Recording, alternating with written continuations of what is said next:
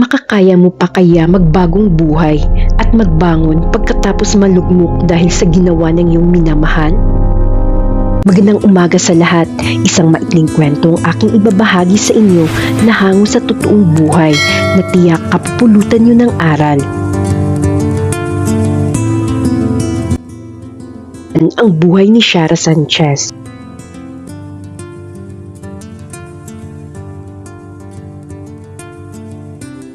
Isang simple at magandang babae na lumaki sa hirap. Ang mga magulang niya ay nagtatrabaho bilang mga trabahador sa pamayanan. Kaya nagsikap siya makapag-aral at naging working student sa isang malaking universidad sa Manila. Nakapagtapos siya ng kanyang pag-aaral bilang komersyo.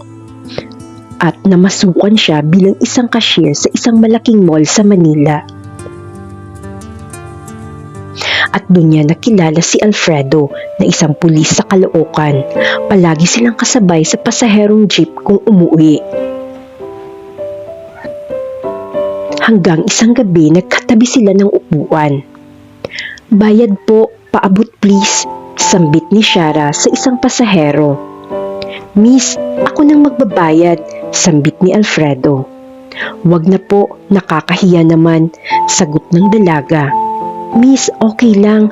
Alam mo, palagi kitang nakikita at palagi kitang kasabay sa jeep. Gusto ko sana makipagkilala sa'yo, kaya lang medyo nahihiya ko. Pero ngayon na ang pagkakataon na makilala na kita. Ako pala si Alfredo, isang pulis sa Caloocan. Sa traffic ako na-assign." Sabay abot ng kamay na nangangamusta kay Shara. "Shara po, nice meeting you," saad ng dalaga. Inalok ni Alfredo ang dalaga na ihatid sa kanilang bahay habang naglalakad sila papasok sa bahay ng dalaga. "Siya, sana bukas magkasabay pa rin tayo. By the way, pwede bang makahingi ng number mo?" sambit ni Alfredo. Agad namang binigay ng dalaga ang kanyang numero. "Thank you siya. Sana hindi na ito magwawakas ang pagsasama natin," saad ng binata. Ngiti lang ang ganti ng dalaga. Hindi nila namalayan dahil sa kanilang pag-uusap na nasa harapan na sila ng bahay ng dalaga. "Halika Alfred, pasok ka muna," pag-anyaya ng dalaga sa binata. Next time na lang, medyo gabi na, kailangan ko nang umuwi," sagot ni Alfredo. Sa kabilang kalye lang ang bahay ni Alfredo. Dali-daling bumalik ang binata pauwi sa kanilang bahay. Samantala, habang kumakain si Shara, tumunog ang kanyang cellphone. Isang message. "Salamat siya. Ingat ka palagi. Please save my number, Alfredo." Kinilig naman si Shara sa natanggap na mensahe. "Hay nako, siya na kaya?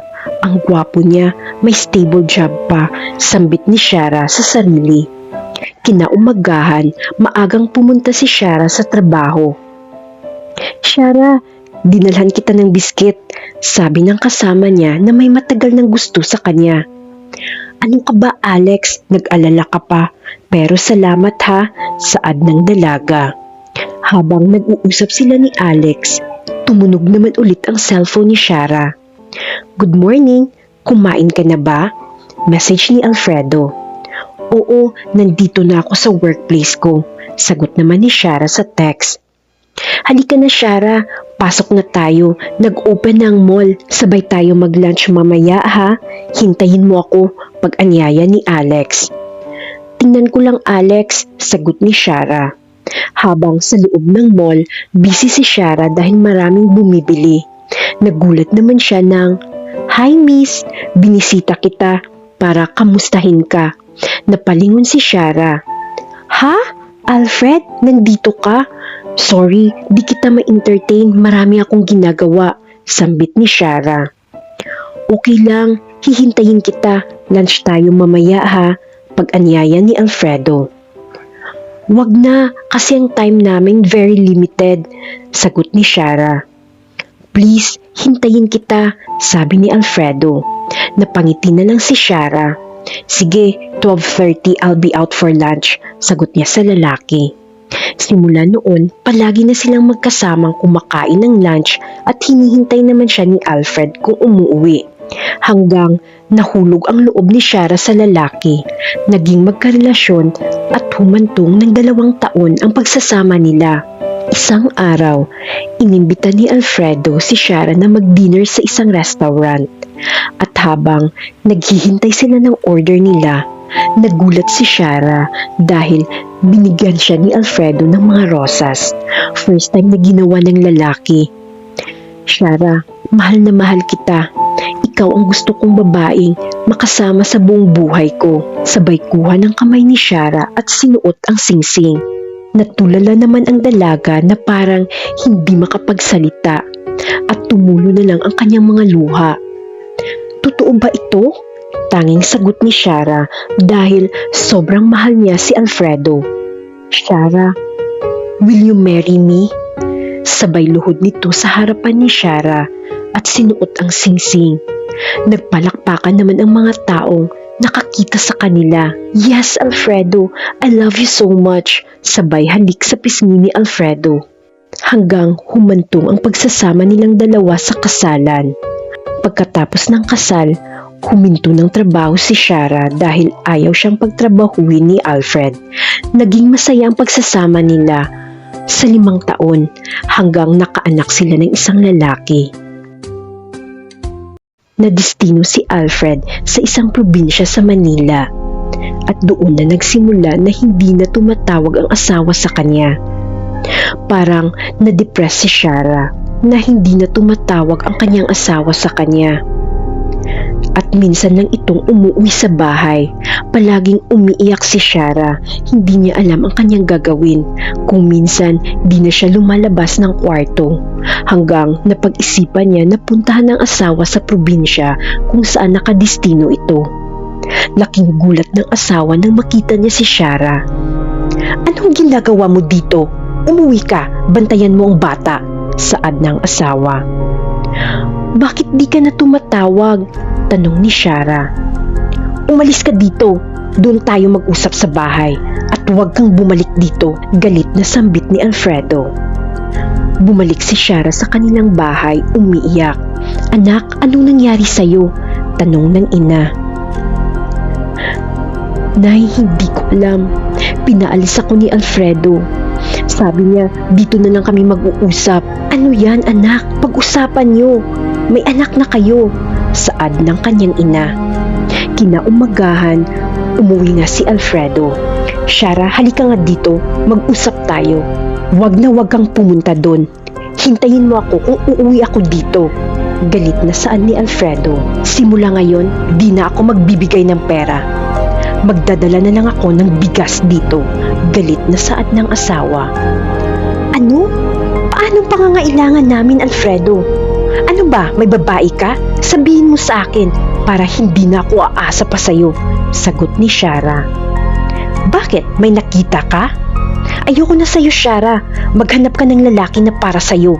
Sigaw ng asawa. Isettle natin to, please. Ayokong masira ang pamilya natin. Para na lang sa anak natin, please. Pagmamakaawa ni Shara.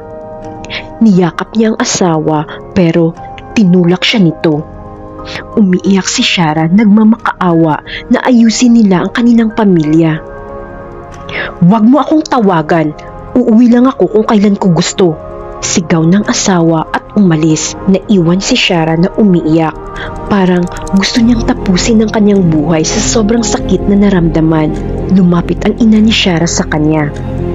Anak, ipanalangin na lang natin sa Panginoon. Siya na ang bahala. Saad ng inay niya. Nay, hindi ko kaya to. Hindi ko to pinangarap na marriage life namin. Kahit mahirap lang, basta nagkakaintindihan kami. Iyak na sambit ni Shara. Wala tayong magagawa, anak. Ganyan talaga ang ugali niya. Ang Diyos na lang bahala sa kanya.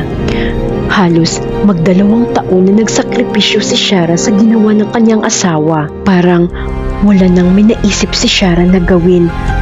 Palagi na lang siyang nakakulong sa kwarto. Umiiyak. hanggang naisipan ni Shara na magtrabaho sa isang call center company dahil hindi na bumibigay ng pera ang asawa. Sa isang buwan, minsan lang nagpapakita ang asawa at palagi silang nag-aaway hanggang humantong sa sakitan. Shara, malandi ka. Ilang lalaki ba ang naging boyfriend mo? Naninigarilyo ka ba?